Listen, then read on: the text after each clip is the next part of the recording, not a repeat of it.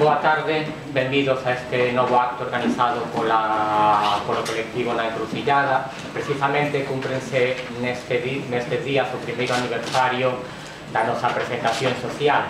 Naquela altura, hai un ano, afirmábamos que estábamos na encrucillada, ou estamos na encrucillada. A crise invade hoxe as nosas vidas e non é só unha crise de carácter económico, mas tamén social, de comunicación, de valores, etc. Nacemos nun momento de crise para debater e axudarnos a comprender o mundo no que vivemos, para tentar enxergar a Galiza para que nos encamiñamos. Non só con intencións interpretativas, mas tamén, como dixo Marx, para transformar o mundo. A persoa que contamos hoxe ten unha dilatada trayectoria na análise de cuestións fundamentais para o desenvolvimento económico. Ramón López Huevos, ele é catedrático de Economía Aplicada da Universidade de Santiago de Compostela e ten unha longa experiencia docente e investigadora nesta institución.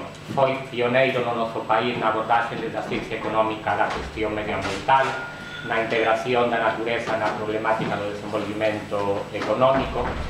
Si me permitides botar unha ollada cara atrás, hai casi 40 anos, en 1974, a Agrupación Cultural Sementeira de Viveiro organizou unha conferencia sobre a central nuclear que se pretendía instalar en Xove.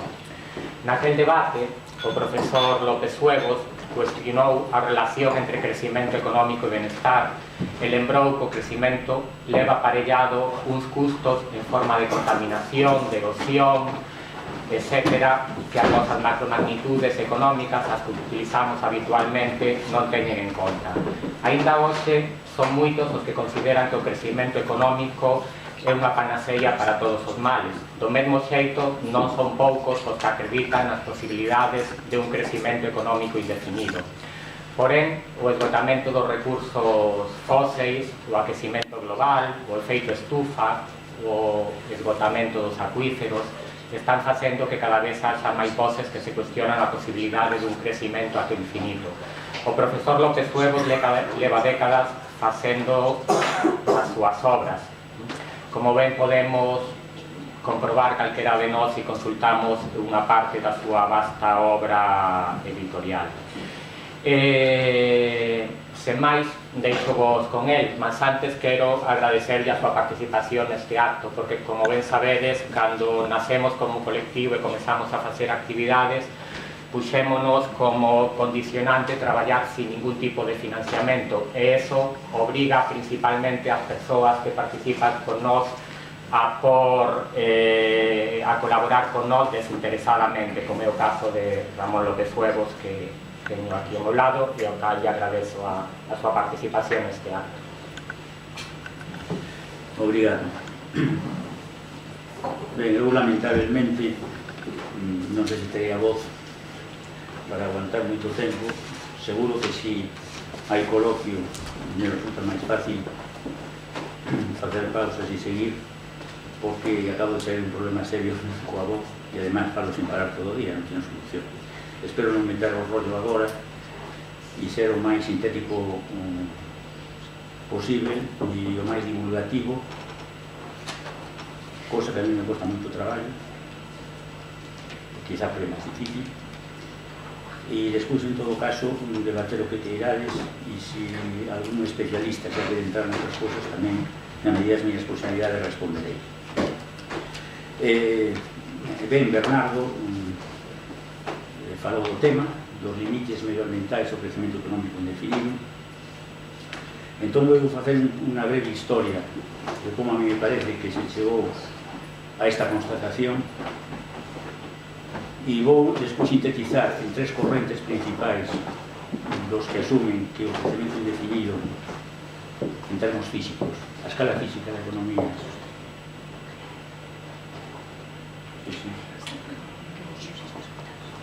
Non se escoitase ben agora. Sí. Xa di un poquinho máis de volumen.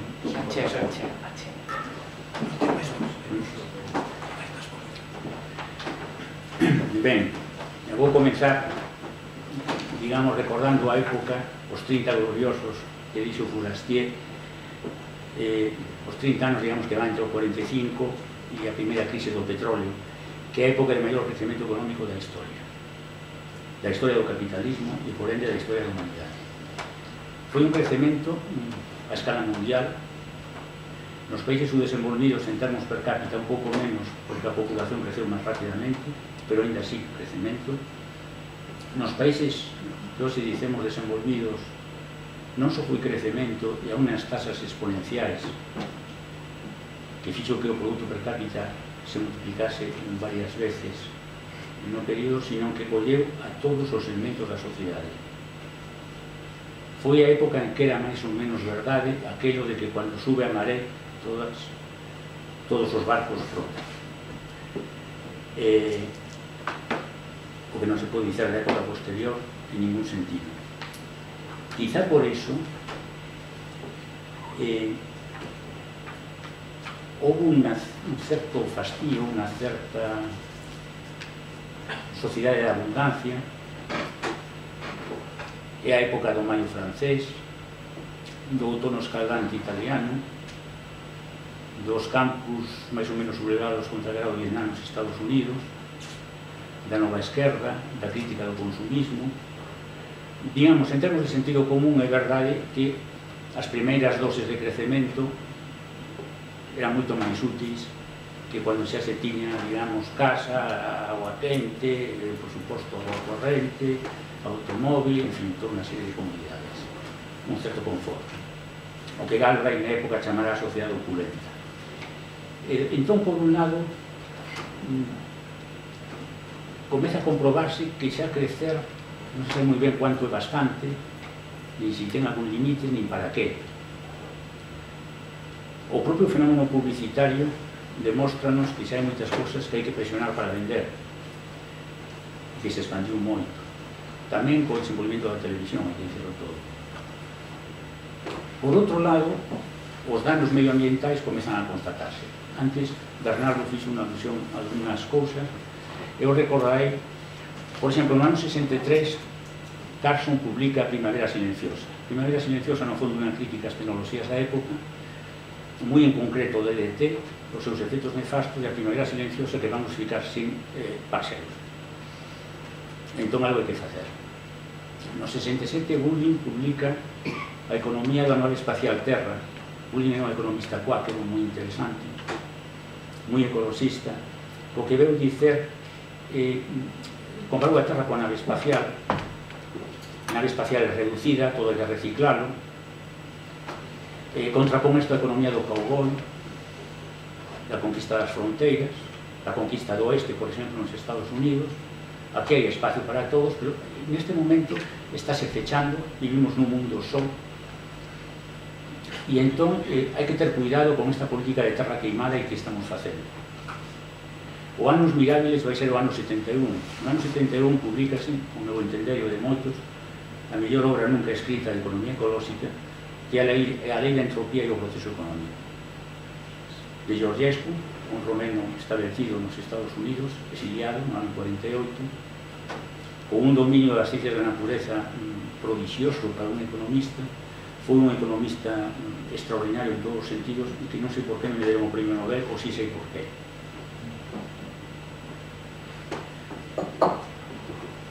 Nese ano se publica o Manifesto para a Sobrevivencia no Reino Unido, que asina un montón de científicos.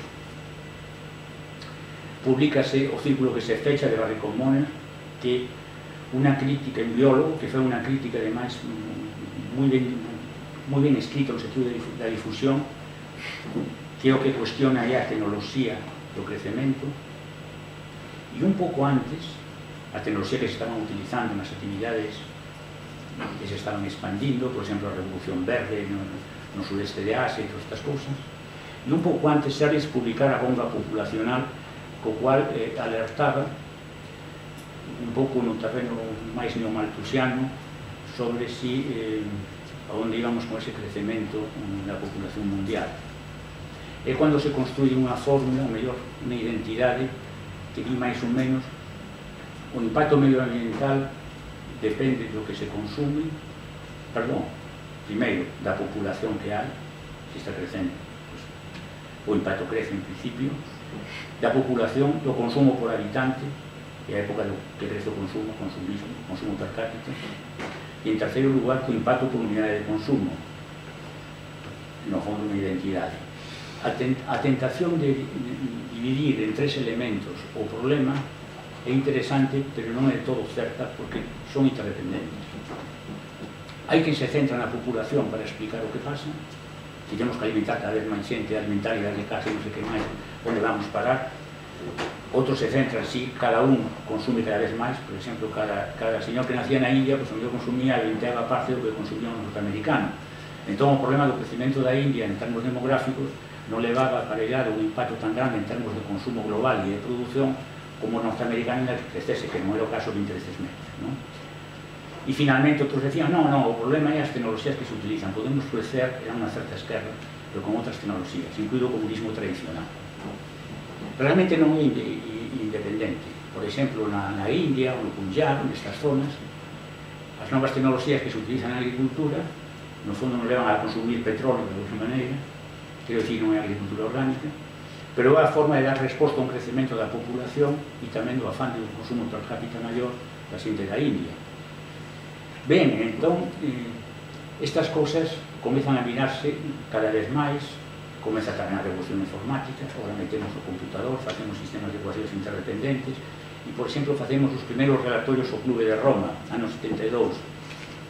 E é curioso porque a primeira crítica que se comeza a facer, o primeiro aspecto dos limites ao crecemento que se comeza a estudar, é o problema das fontes, ou seja, é o problema dos recursos, da corrente de materiais enerxéticos que metemos no sistema productivo, que aí se trata, se tritura, e finalmente, en virtude da primeira lei da termodinámica, hai que eliminala, tal vez con outra forma, pero o que entrou por un lado ten que sair polo outro, sexa en calor, forma de calor residual, de sucata, de chatarra, ou do que sexa.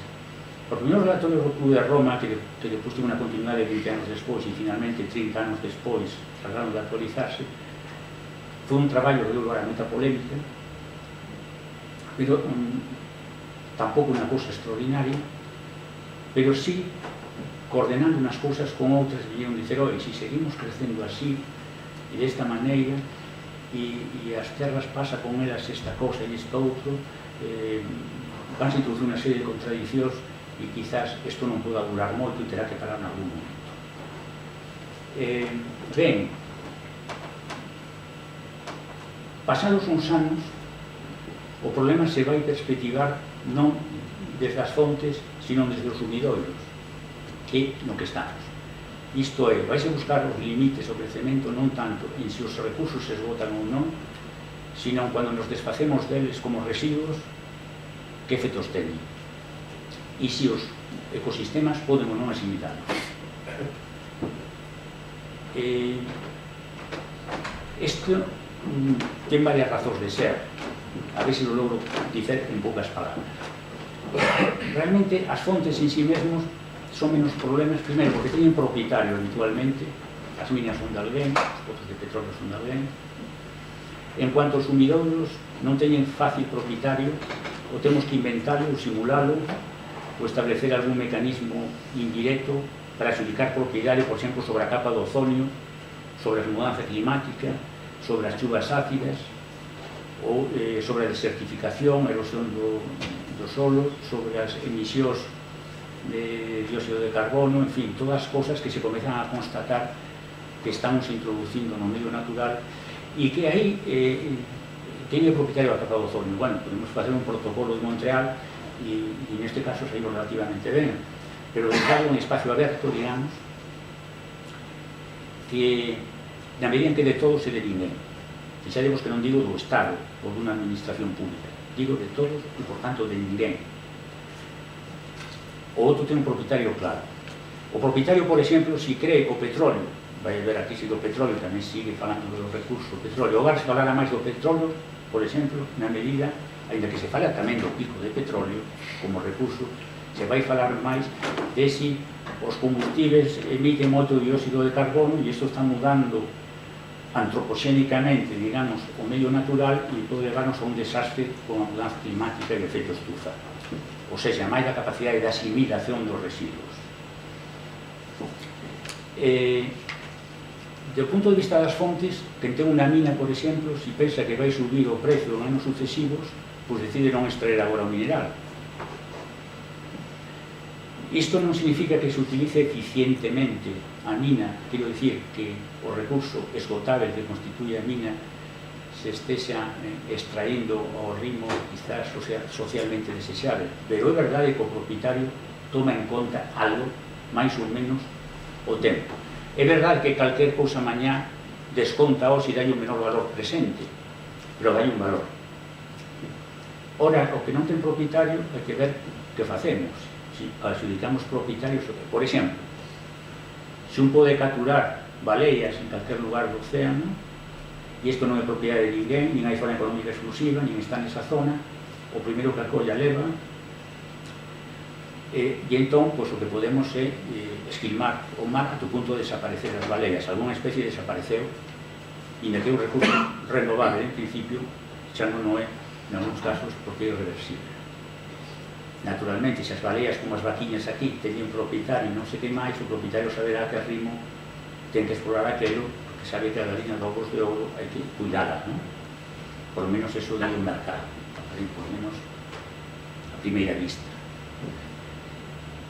Depois hai outra cousa tamén, que os residuos en xeral poden ser acumulables ou non, pero en xeral crean efectos para xeracións futuras e non sempre se acusan simultaneamente, coa excepción tal vez da polución sonora, é dicir, por exemplo, os ruidos que emite unha xerrazón, un automóvil na rúa, pois son decibelios que soportamos os presentes.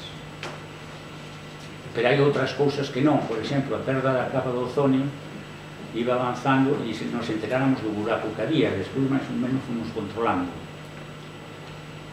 A mudanza climática, a ver cando comeza isto, ou cando se agrava.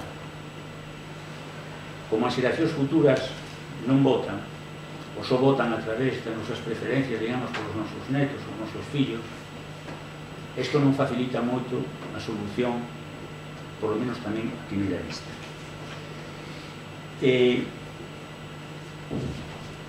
Hai outra cosa que quizás ainda sexa máis importante. Os recursos préstanse a sustitución de uns por outros en función de como varían os prezos. Por exemplo, se o cobre comeza a escasear e sube o precio, xa mellor sustituímos por aluminio. Poñamos por caso. Non hai garantía para este optimismo técnico, pero, en fin, os prezos cumplen certas funcións e máis ou menos algo farán. Ora, sustituir a perda de biodiversidade, non sei por outra cousa,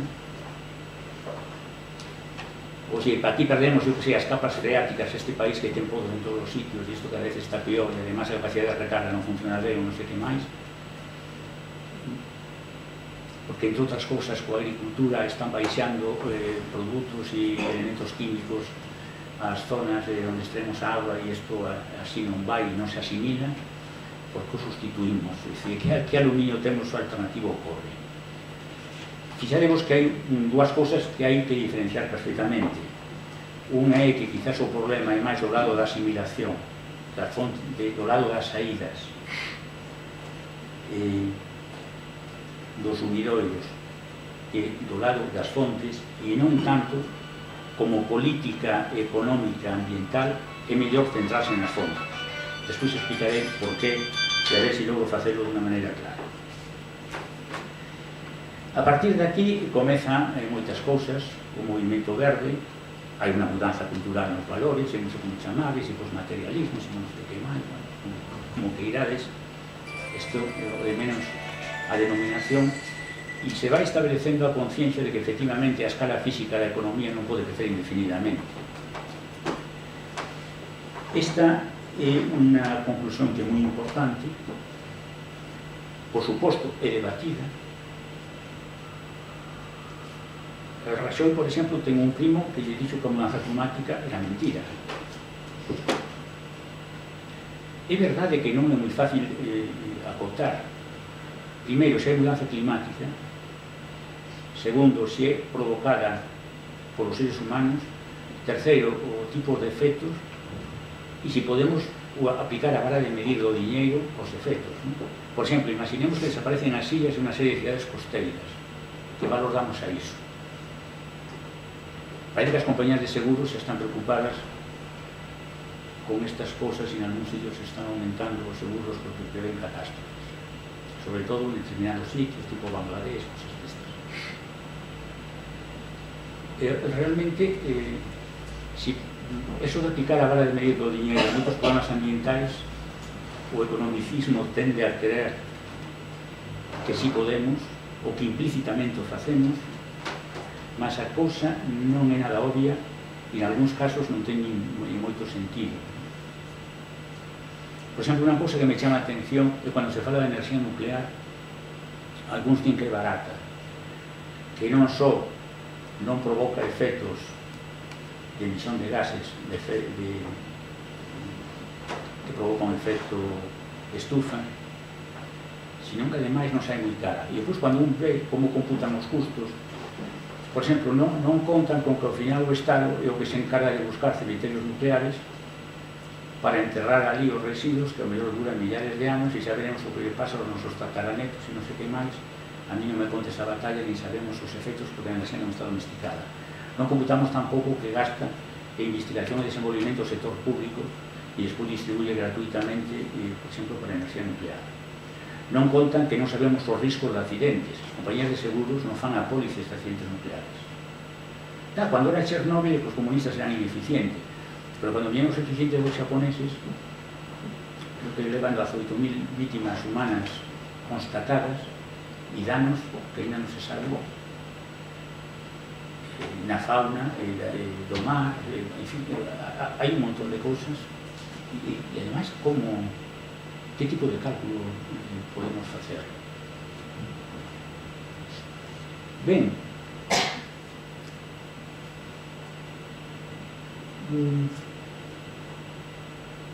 si estamos de acordo polo menos no punto de que non hai que xogar a ruleta rusa co medio natural, digamos, se creemos no mínimo principio de precaución,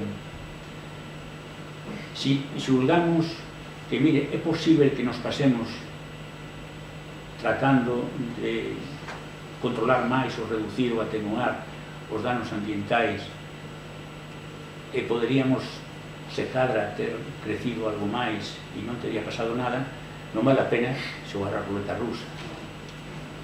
E ademais parece que todos os sintomas son cada vez máis claros de que, primeiro, concretamente nos países máis ou menos desenvolvidos, máis crecemento non é máis desenvolvimento, nin é máis benestar, e mesmo pode ser un crecemento anti-económico na medida en que ese crecemento leva a uns danos sociais non computados ou non ben calculados que son máis que proporcionalmente son máis custo do que beneficio hai no crecemento convencionalmente medido. Si chegamos e nos asumimos esta tesitura, que eu suscribo, e esta mudanza de paradigma, hai que actuar coa idea de que vivimos na nave espacial Terra. Entonces vai acontecer unha cousa que o crecemento económico indefinido, a escala física do crecemento económico, en termos de Producto Nacional Bruto podemos crecer utilizando tal vez menos recursos, en certo punto tamén. Digo, en termos de escala física, ou seja, de materiais e produtos enerxéticos que introducimos no sistema productivo e como le funcionamos, o crecemento indefinido é insustentable. Si paramos, por exemplo, tratemos unha economía en estado estacionario en sentido económico, non social, nin de outro xénero, entón o problema é outro. O problema é que isto, tal como está concebido o sistema económico actual, isto leva a falencia económica e a fractura social. Estamos en plena crise.